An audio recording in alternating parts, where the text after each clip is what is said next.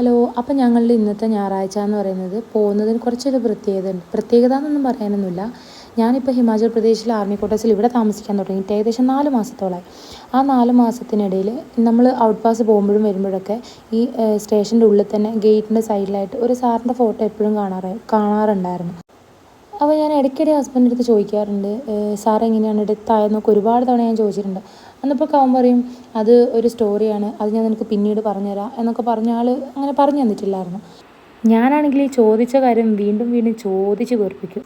അങ്ങനെ സൺഡേ രാവിലെ ആയപ്പോൾ എൻ്റെ അടുത്ത് ആൾ പറഞ്ഞു, നമുക്കിന്ന് പുറത്തോട്ട് പോവാം, എപ്പോഴും നീ എൻ്റെ അടുത്ത് ചോദിക്കാറില്ല ആ സാറിൻ്റെ സ്റ്റോറി, അപ്പോൾ അത് ഞാൻ പറഞ്ഞു തരാം.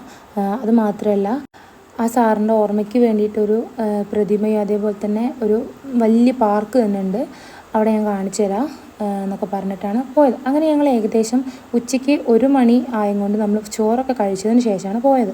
അപ്പം ഇറങ്ങാൻ നിൽക്കുമ്പോൾ വലിയ മഴയൊന്നും ഉണ്ടായിരുന്നില്ല. ഇറങ്ങി ഒരു 5 മിനിറ്റ് ആയപ്പോഴേക്കും നല്ല മഴ വന്നു. കാരണം പുറത്തോട്ട് നോക്കാനേ പറ്റുന്നില്ല, അത്രയ്ക്ക് നല്ല, ഒന്നും അങ്ങോട്ട് കാണാൻ പറ്റുന്നില്ല, അത്രയും നല്ല മഴയായിരുന്നു.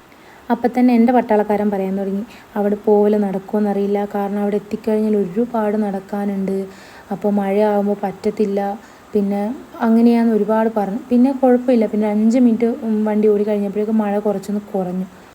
മഴ കുറഞ്ഞ സമയത്ത് ഹസ്ബൻഡ് പറഞ്ഞു, എന്നാൽ പെട്ടെന്ന് തന്നെ വേഗം പോകാം, ലേറ്റ് ആക്കണ്ടെന്ന് കരുതി ഞങ്ങൾ പെട്ടെന്ന് തന്നെ പോയായിരുന്നു. പോകുന്ന സമയത്ത് റോഡ് എന്ന് പറയുന്നത് എനിക്ക് ഫീൽ ചെയ്തിട്ടുള്ളത് വയനാട്ടിൽ പോകുന്ന സമയത്ത് ഈ ചുരം കയറുന്ന ഒരു ഫീലാണ്. കാരണം ഒരു സൈഡിൽ മാത്രം പിടുത്തുണ്ട്, ഒരു സൈഡിൽ ഒരു പിടുത്തമില്ല, അങ്ങനത്തെ ഒരു അവസ്ഥയിലാണ്. പിന്നെ അവിടെ ഏകദേശം എത്താനായതിൻ്റെ മുമ്പായിട്ട് നല്ല അടിപൊളി ഒരു വ്യൂ കാണുന്നുണ്ട്. കാരണം 2 സൈഡിലും വെള്ളവും കാര്യങ്ങളൊക്കെ ആയിട്ട് നല്ല ഒഴുക്കുള്ളൊരു വെള്ളവും അതേപോലെ തന്നെ വലിയൊരു മലയൊക്കെ ആയിട്ട് കാണുന്നുണ്ട്. ചെറിയൊരു കാൽനടക്ക് മാത്രം പറ്റുന്ന ഒരു പാലവും ഉണ്ട് അവിടെ, പക്ഷെ അത് ക്ലോസ്ഡ് ആണ്, നമ്മൾ നോക്കിയായിരുന്നു.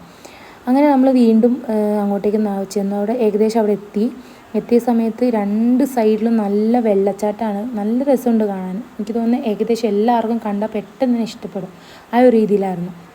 അങ്ങനെ ഞാൻ കുറച്ച് നേരം വെള്ളത്തിലൊക്കെ പോയിട്ട് കളിച്ച സമയത്ത് ഹസ്ബൻഡ് പറഞ്ഞു, ചിലപ്പോൾ അതിൽ അട്ട ഉണ്ടാവുമെന്ന് പറഞ്ഞു. അപ്പോൾ പിന്നെ എനിക്ക് ഭയങ്കര പേടിയാണ് ആ സാധനത്തിന്. അപ്പോൾ ഞാൻ പിന്നെ അതിൽ വെള്ളത്തിൽ കളിക്കാനില്ല, പെട്ടെന്ന് തന്നെ ഉള്ളോട്ട് പോകാനുള്ളൊരു തയ്യാറെടുപ്പിലായി. അങ്ങനെ നമ്മൾ ഉള്ളോട്ട് പോകാൻ വേണ്ടി പോവാണ്. ഇതാണ് മെയിൻ ഗേറ്റ്. അവിടെ ടിക്കറ്റ് എടുക്കാനുള്ള ഒരു ഓപ്ഷനും കാര്യങ്ങളൊക്കെ ഉണ്ട്. അപ്പോൾ നമ്മൾ വണ്ടി പാർക്ക് ചെയ്ത് നമ്മളിതാ ടിക്കറ്റ് എടുക്കാൻ വേണ്ടി പോകും. ടിക്കറ്റ് എന്ന് കരുതിയപ്പോൾ ഞാൻ വിചാരിച്ച ഒരാൾക്ക് 100 രൂപ അല്ലെങ്കിൽ 50 രൂപയെങ്കിലും വേണമെന്നാണ് വിചാരിച്ചത്. പക്ഷേ ഇല്ല, ഒരാൾക്ക് 20 രൂപ ടിക്കറ്റിന് വില വരുന്നുണ്ട്.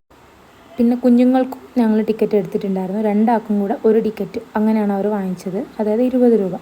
ടോട്ടൽ 3 പേർക്കും കൂടെ 60 രൂപയാണ് അവർ ടിക്കറ്റിന് മേടിച്ചിട്ടുള്ളത്. അങ്ങനെ നമ്മൾ ടിക്കറ്റ് എടുത്തു. നമ്മളെ കയ്യിൽ ക്യാഷ് ആയിട്ടുണ്ടായിരുന്നില്ല, അപ്പോൾ നമ്മൾ ഗൂഗിൾ പേ ഒക്കെ ചെയ്തു, ഉള്ളിലോട്ട് കടന്നു. അപ്പം ബാക്കി കാര്യങ്ങൾ, ഇതിൻ്റെ ഉള്ളിലത്തെ വിശേഷങ്ങളും സാറിൻ്റെ പ്രതിമയും ഇതിൻ്റെ ഉള്ളിൽ ഒരുപാട് സാധനങ്ങൾ അടിപൊളിയായിട്ടുള്ള കാണാനുണ്ട്. അപ്പോൾ ബാക്കിയൊക്കെ ഞാൻ എൻ്റെ പാർട്ട് 2 പറയാം. അപ്പോൾ ആ പാർട്ട് 2 ഇടുന്നത് വരെ വെയിറ്റ് ചെയ്യുക. ബൈ.